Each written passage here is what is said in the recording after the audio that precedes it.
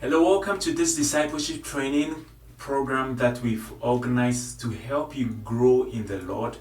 I want to mention that nobody just grows without a deliberate and intentional effort to do so. So if you became a Christian, going to church alone is not enough. You need to take your growth, take responsibility for your growth, and work on growing. And that is why we're organizing this series of discipleship for you. And in the previous video, we started talking about the first pre-foundational topic that you need to know, which is on quiet time. In the introductory video, I spoke about the whole Christian growth structure made up of the foundation, the growth, and then the roof. But even before you start a foundation, you need to lay some preparation, and that's what we are doing. There are three things to do when it comes to preparation: quiet time, Christ-likeness, discipleship, and disciple making. And we started our discussion on quiet time. So this video is the second of the series on quiet time. In the previous quiet time video, I spoke to you about what quiet time is, why it's important, and then the example of Jesus, and then I spoke about planning your quiet time. So if you missed that, just go back and watch that video and she'll be up to date. Now this video is a continuation when I'm going to talk to you about how to have your quiet time, exactly how to do it. I'll share with you a story about myself. In 2017, I was in Norway and I got the news that I lost my dad. I think I did share this early on as well. And I was using devotionals as at the time. And one day I took the devotional, it was talking about one subject which was completely not related to the pain I was going through. I think it was about positive confession. The next day it was about giving. And even though these two subjects are biblical, I was struggling, hurting, and I needed something that was soothing and not these kind of topics. So from that day, I decided I was going to plan my own quiet time to meet my need. Now, in planning your quiet time, I mentioned earlier that there are three things you could look at. Choose topics that are relevant to you. And how do you choose a topic? One, you can choose a topic based on an area of weakness. Two, you can choose a topic based on a character virtue that you want to develop. Or you can choose a topic based on something the Holy Spirit Himself has laid on your heart. After choosing the topic, pick 5 verses. These verses you can just Google Bible verses about love. You find many of them, pick 5 strong ones. And then each day you're going to take one at a go and then use them for what I'm about to teach you. So now let's go into what do you do when you come to your quiet time closet. So let's say I have my verses. Let's say I'm talking about the love of God for this week. And Monday, I have John chapter 3, the verse 16 as my quiet time verse. When I come to my quiet time closet, the first thing to do is to pray. So I'm going to pray, just like I've been doing. So you see exactly how things work. So let's pray. Father, thank you for your word. Open thou my eyes that I may behold wonderful things out of your word. In Jesus' name, amen. So we pray because we need the Holy Spirit to guide us into truth. Truth is not something you can find on your own. You need a guide. And that guide is the Holy Spirit. So you pray for understanding. Now after praying, you've got to copy the verse in your book. Copy the verse down in your book. Why do we copy the verse? The idea is that by copying the verse, you are helping yourself put the verse into your heart, into your memory, and you're trying to memorize it at the same time. Now, after copying out the verse, you need to write down the topic that you're working on. So topic is the love of God. Why is that important? In the near future, you may want to write a book on the love of God, and then you can have all those collections that you can put together. Most of the books we've written and published are just coming from our own personal quiet time studies that we've had over the years. Now, another reason for writing the topic is that you may find yourself later on in your life where you have a need to reassure you of the love of God, and then you can go and fall on that verse that you use for your quiet time. So that's very important. Now, having written the verse, having prayed, having written the topic, it's also a good idea to write a date just for record. So you know, on this date, God told me this, or God taught me this through this verse. Very crucial. There are 3 things you are going to be doing with this verse. And they are very simple, nothing complicated. Anybody can do it. Even somebody who doesn't know how to read or write can do it if they are trained to do so. The first of the 3, please don't forget this. This is so dear to my heart. The first of the 3 is called observation. Observation simply means, what do you see from the passage?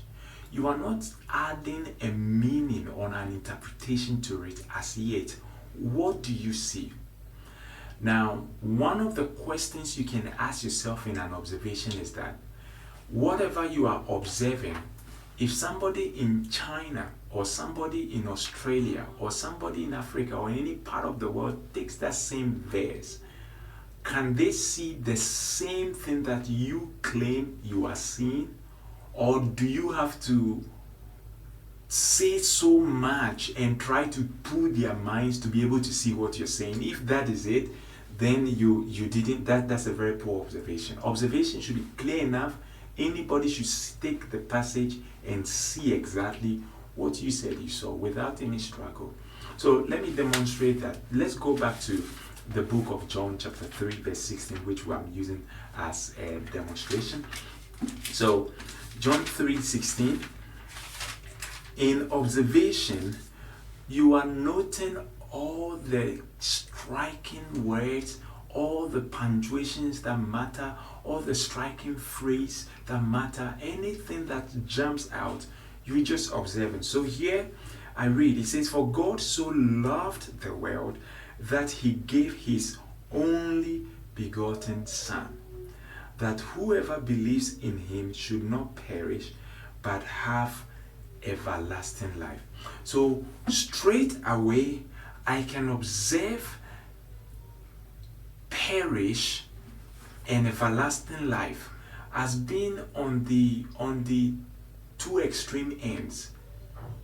So perish, either a person is perishing or the person has everlasting life. This is so easy. Anybody taking this verse, you see that perish or everlasting life. That's it.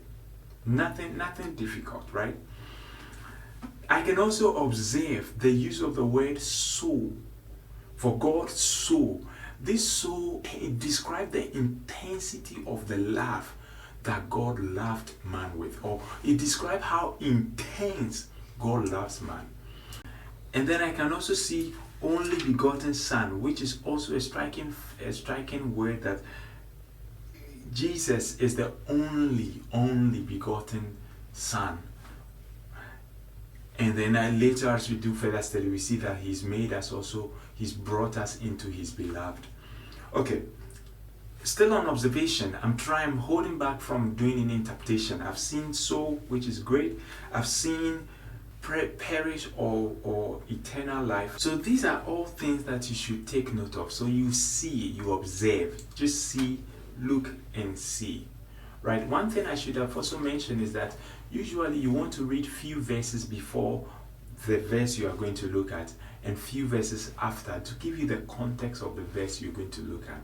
And also, don't take a whole passage for quiet time. You can't digest it within 30 minutes of quiet time. You need a longer time for a Bible study to do a passage. So for now, just focus on a verse for now, and that should keep you going. Okay. Now, after observation, the second important point is interpretation. Here is where now you are adding a meaning, the implications of what you've observed. So, For God so loved the world that he gave his only begotten son. What's the implication? It implies, one implication for me is that if God loves me that much, to the point that he could give his only son for me, there is nothing I'll ever need in this world that God cannot give me. And that makes me rest assured that my life is secured. Right? So that's an implication. Now, we can also see that whoever believes in him should not perish but have everlasting life. This is straightforward. I believe in Jesus, therefore I have eternal life. Right? So implication simply says that whatever you've observed, you are telling the interpretation means you are telling the implication or the meaning of what you've observed. Then finally, application. This is very important. Any Bible study you do, even if it's about eschatology or demonology, if it doesn't move or influence you to apply, then it's just excuse my language, but it's just a waste of time, right? So it needs to be applied. So how are you going to apply this verse? Now the application must be smart. It must be such that you can specific. It must be specific, something you can measure. It must be something you have time bound on it. It must be something that is realistic, right? And something that's achievable. For instance, I can say as an application that today I am going to share the love of Christ with someone, because I know that if they don't accept Christ, they would have to perish. That's an application. So by the end of the day, if I haven't done it, I know I've not done it, right? Another application could be, today I'm going to share this quiet time with somebody, or I'm going to be praying 5 minutes with this verse until it gets into me. All right, this being a little bit lengthy video, but I hope you got the point. In summary, you're doing the 3 key things: observation, just look and pick out the information. Number 2, interpretation, what's the implication of what you've observed? And then number 3, how do you apply this practically to yourself? I hope you've been blessed by this. Until we meet next video, where I'll be talking about the next topic, which is Christ-likeness. Practice these things. Then let me know how it's going. If you need any help, any support finding scriptures, appropriate scriptures for various things, just get in touch and we'll be very glad to help you out. Okay, take care. God bless. Bye for now.